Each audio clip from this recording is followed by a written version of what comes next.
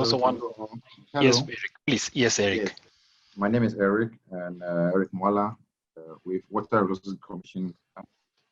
Um, Thank you all for being part of this program. To begin with, I've been able to go to the section so far, and I've not been having any difficulty. Maybe what left is for me to maybe some of the areas within Ghana to really apply the similar programs along those areas. Yeah, thank you. Thank you very much, Eric. And also, I believe you've been able to go through the sessions, and we are very happy that you have been able to see, you've been able to develop your skills. And I know you're looking forward to the next session, which will be loaded soon. And also, we're looking forward also for your remarks. I believe most of you have received the course survey and also the training evaluation. I wish to welcome David Ongo from RCMRD to greet us and tell us about his progress with the training materials and the training itself. And yes, David, sir. Hello, everyone. First of all, I'd like to say I've just finished the last part of part 5, I think. I had a small problem. I think we'll discuss it during the technical work. But so far, I can say I've had an impressive time with the particular package that you have.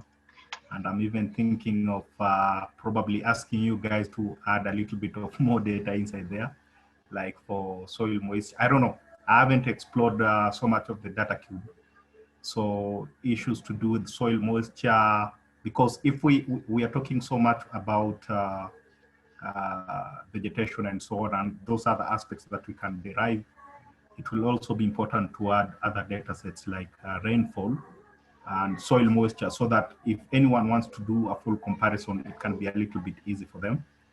Maybe that one will answer later, but so far I can say so good. I'm so much impressed with the whole package, the way it has been packaged, and it's been so helpful on my end. Hope to make more real world cases and probably share with the whole team later as we progress on. Thank you. Thank you very much, David. And I believe also you see an opportunity for you to become a trainer of trainers at RCMRD once you finish the course next week and receive a certificate from us. Would that be the case, sir? I've been working so hard, especially with the questions. So I believe I'm looking forward to the certificate. Thank you so much, David. Thank you very much for your efforts. I wish to welcome Mrs. Karia calling from Zanzibar State University. Hello, everyone. From my side, the training material is understandable and exercises are doable. So thank you very much, the trainers. Thank you very much, Karia. It's just that we will not be there. It would have, if it would have been possible, we would have actually been there physically to see how the progress is and also to work with your very good team. But I hope with time you'll be able to transfer these skills to your colleagues. And I know you're looking forward to session 6, which will be very interesting as well. Thank you so much, Karia. I wish to welcome Wallace calling from Mofa, Accra, Ghana. Yeah, thank you. Good morning, everyone. From my side, everything has been going on smoothly. I've engaged other colleagues of mine who have been taking series of steps from where we started from, way back from Data Cube, to understand the structure of work. So I think we are on course. Thank you. Thank you very much, Wallace, for that encouragement. I believe also you've started a group for training your colleagues. I think that's what I'm getting from this conversation. Yes, sir. Thank you so much, Wallace. Really looking forward also to come and visit you and see how things are going on. I believe with time, God will allow us to, things will work out very well in the near future or even next weeks. I wish to welcome Stella Mutai, calling from Nairobi. How are you today? And if you could greet us and give us some update on the training material, before I call in Stephen Corey later. Yes, I'm from Kenya. I have not yet finished session 5. I'm almost finishing. Yes, but it's going on well. So, and maybe by next week I'll have a question. So for now, I've not yet done with it, but I'm halfway. Thank you very much, Stella. Thank you. Mm-hmm. Our special guest, Stephen Corey, please greet us and tell us more about your experience and the use case. Thank you. Good afternoon, all, and also good morning for those who are in other parts. My name is Korir. I had a startup called Data Driven Agriculture, and I came across this platform, I think a month ago, and I've been trying to develop some few use cases using this platform. Just last week, I visited a place called Muhoroni. It is a place where they grow a lot of sugarcane. And I've been in the sugarcane industry for around 3 to 4 years. And I've realized that they have a couple of problems, which I think if we try and use remote sensing and the data that we have, we can be able to solve them. So some of these few challenges that these companies that engage in sugarcane farming and processing of the same, one of them is called poaching, cane poaching.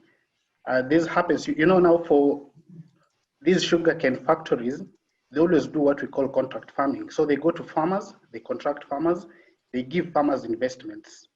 Then at the end of the day, when they come and harvest the same cane, they'll be able to deduct the investments that they gave the farmers. So what happens is, for the farmers, they became a bit cunning. Now, after they've been given investment by companies, they decide to take the cane elsewhere. So it results to losses in the company. So that is one of them, cane poaching. Another thing is harvesting of underage cane. You know, at times when these companies do contracting of these farmers or these farms, they contract even cane which is a bit mature, probably 10 months or 11 months old. But sometimes these farmers tend to, sometimes they do not know about the age, or they lie so that they can be able to harvest earlier. And when they harvest underage cane, we have what we call sugar recovery. It becomes a bit low. So it is a loss to the company and also a loss to the farmer himself or herself. So I've tried to develop a use case around that using the platform, which I think I'll be sharing probably today or tomorrow, trying to use NDVI trends to be able to understand the crop cycle of this sugarcane. Because when you use NDVI trend, you'll be able to know. Because for NDVI, it is between 0 and 1. And when it is high, you could be able to know that there is vegetation in this part, But when the cane is harvested, you'll be able to know also from the same NDVI, and you'll be able to know that there is no vegetation here, or it has been harvested, or something of the sort. So I'm trying to look at that and develop a way in which we'll be able to use, apart from other users like yield estimation and all that, I'm trying to look at these few challenges that we are facing, like cane poaching, like harvesting of underage cane. How can we use remote sensing to do what? To be able to determine and monitor such cases.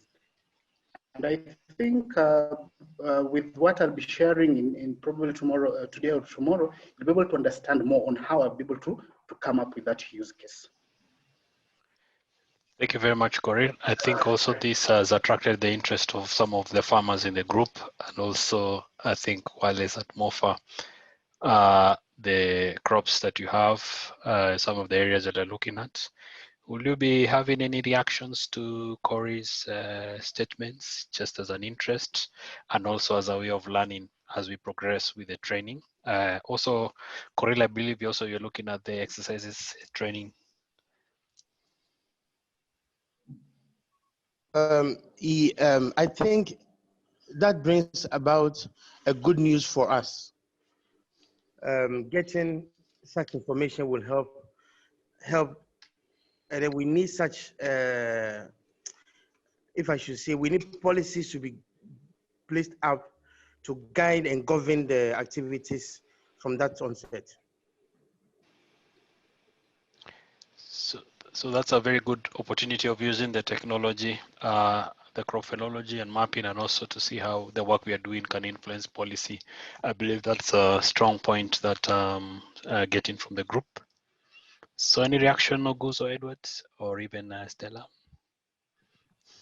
Actually, I have more of a question than a reaction. This is an interesting use case. So you're looking at cane harvesting, that is cane foraging, which makes total complete sense, Career. But can you tell us a little bit more about this premature cane harvesting? How are you looking to detect that? Or is that something that happens without people's knowledge? It's like, how can the remote sensing platform help with that use case? Seems very interesting. Yeah, with regards to underage harvesting of underage cane, I was trying to look at the NDVI trend, probably from last year, that is 2019, up to this year, 2020. When you look at that NDVI trend, you'll be able to know exactly when this cane was planted. I see. Yes. So you can see whether it's 18 months or 14 months. You know, you can see exactly when the harvest happened. Yes, yes. Oh, very interesting.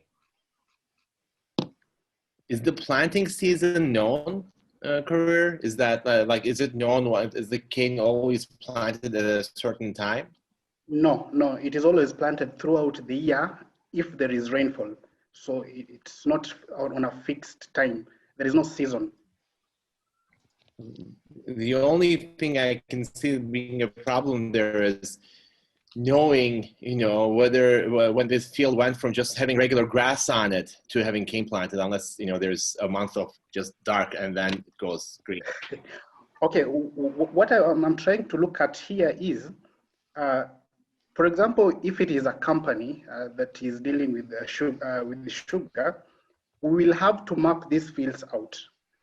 So when we are going to contract this farmer and we are in that field, we will take the coordinates of that field, then we'll come and run our own analysis and be able to understand, is it really true what the farmer told us? Is it really true that the farmer told us this cane is 10 months old, or is it 14 months old, or is it 6 months old? I see. So yes. Does the farmer gain something by misrepresenting the age of the cane? Yes, they think that they gain something because they always want to harvest the cane earlier. And for very many companies, they always have a cap on the age in which the cane has to be harvested. For many companies, they'll put it at around probably 15 months. Now for the farmer, probably his or her cane is around 12 months. So the farmer will have to tell the agents, the field agents, that her or his cane is around 15 months, so that that cane can be registered as 15 months, then harvested. I see. So it is the company's advantage to harvest 16-month or 15-month-old cane, but it is to the farmer's advantage to get the cane harvested and plant new cane. Is that plant new cane? For some reason, I think both lose. The company and the farmer too. They all lose at the end of the day. Why? Because when you harvest underage cane, you do not get enough weight. It does not have the enough weight because most of these farmers are being paid by the tons or by the weight of the cane. So when you harvest when it is 12 months or when it is 10 months, rather than 15 months, then the weight of the cane is a bit low. So why do they even want to? Why do they even try? Why do they even try to misrepresent the age of the cane? Because they want to have the money. Probably they have issues, they have problems at their homes, and they want to get this money as soon as they can. So, yes. Okay, that makes complete sense then. That's a really cool use case. Yes.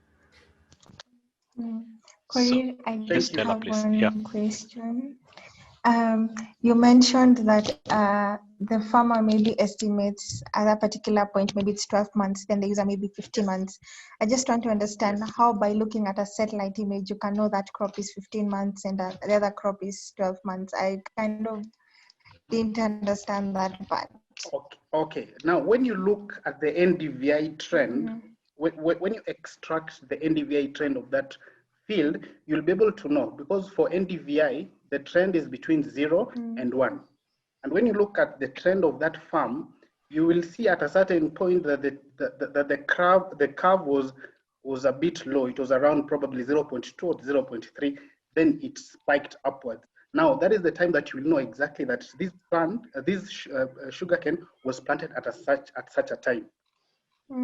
Let me ask you, so is there a defined peak value at the NDVI that says that maybe at maybe 0.8, it's at 15 months, at 0.6, it's at 12 months? And not really.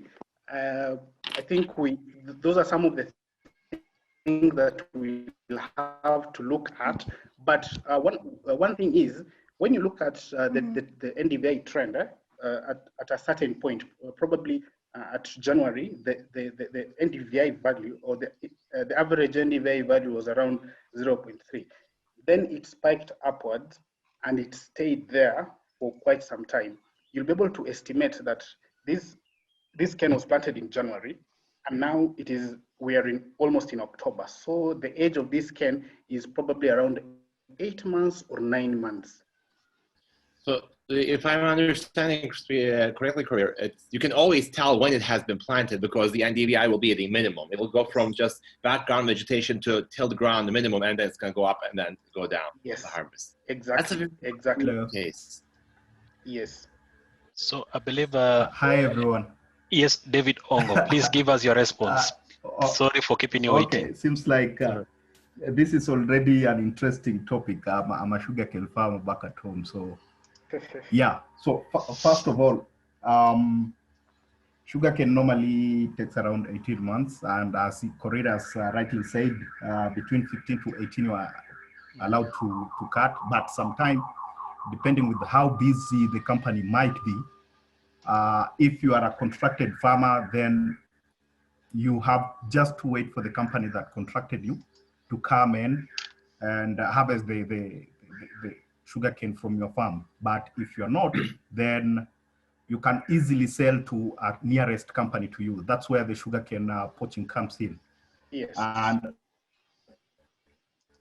then for this case, using NDVI, we have to remember the saturation point of NDVI. It reaches a point where even if the crop is aging, but we are stagnant at some point. Normally, it could start from around as early as maybe 8 months.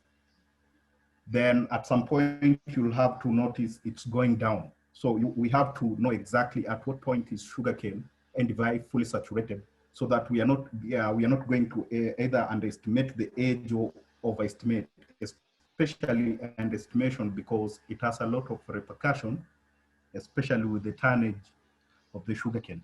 Then for this case, I think you can slice. You can look for fields that have been planted almost more or less the same time, then slice them up. So as time goes by, you are able to monitor up to the time when your NDVI is fully saturated. Then you at that particular moment, you are able to know, okay, at this particular time, between 1 and 6 months, all sugarcane, all fields will be having approximately 0.6. So from that, any months above, then you should be now estimating we are beyond 6 months. So in the next maybe 6 months again, you will be able to see it is at 0.7. So between 0.7 and 0.8, then you can say your sugarcane is ready for harvesting.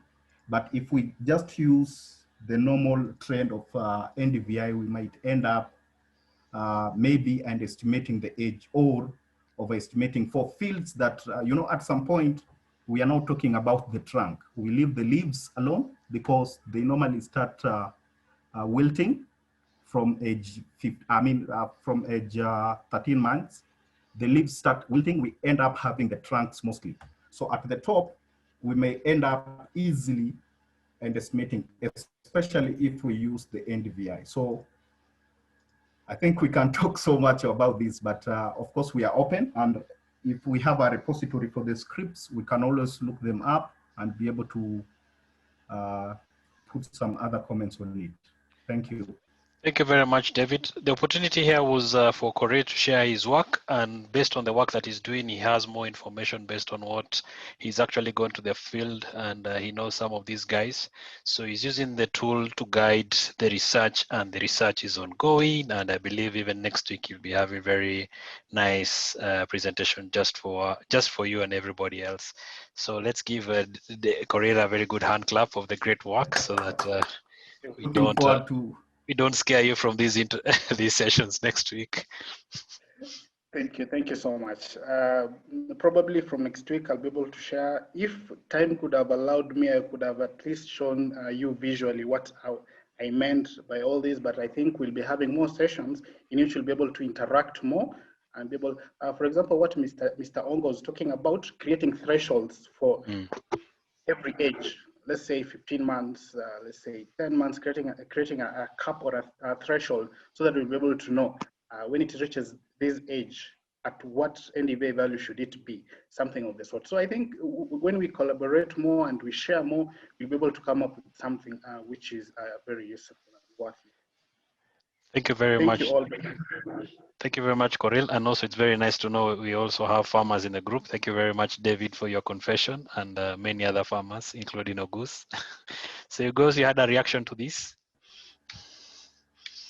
No, I find the use case very interesting. I have grown lettuce once in my life and maybe 5 tomatoes, so I am not a farmer. Okay. I'd like to. Yeah. So this is an opportunity also to learn more from everyone. So at least we've listened to everybody. Will there anyone be having a comment on some of the work that we are doing?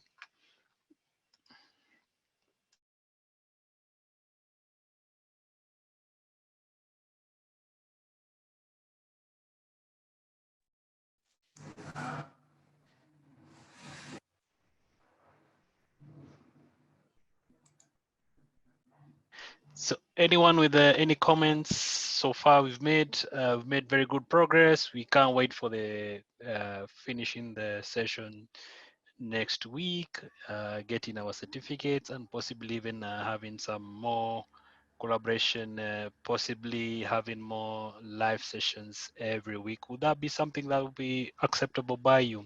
At least 1 or 2. At least some of us will have graduated. We'll be able to share the use cases from Stella, Steven Korir, also Eric, David, let's say from everyone. So if you have a couple of 20 persons, at least we already have a workshop. So David Ongo, your hand is up, please, sir. Yeah, I don't know. Do we have a repository other than what we are doing, repository for the scripts that might be emanating from all the activities? I know after this, it will be an open, everyone will be sharing here and there.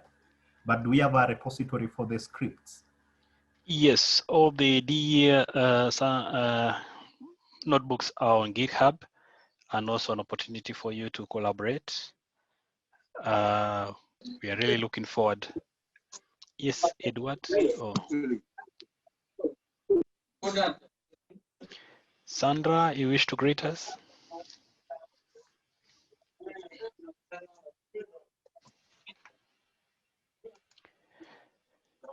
So we have the materials on GitHub, so it's possible to collaborate. Otherwise, any other comments or possibly any feedback from you? Or you can't wait to get back to your session 5 exercises and finish up, and also look forward to your feedback. My colleague Cedric sent you an email with the evaluation and also more information about the quiz, which I think you've been having very good progress on the same. So if there's no comment, we could turn on our cameras for a group photo and just have a record of where we've reached. And very grateful for the times that you guys and the hours you've put.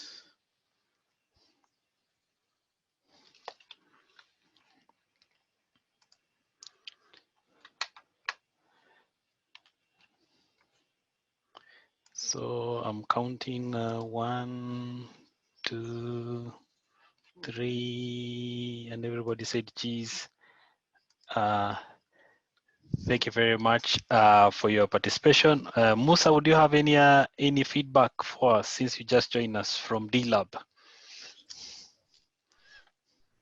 Yeah, sorry to be late, but I have nothing to say. So far, so good. I'm doing well. Thank you, Musa. And I know you have elections coming up, so I also wish you all the best in that. Together, we'll have the Africa we want. So if there's no other feedback, I wish to say goodbye to everybody and looking forward to hearing from you soon. And thank you for joining us and creating the time for us. Thank you so much. Bye-bye. Thank you, Bye-bye. sir. Bye-bye. Bye. Lovely. See you.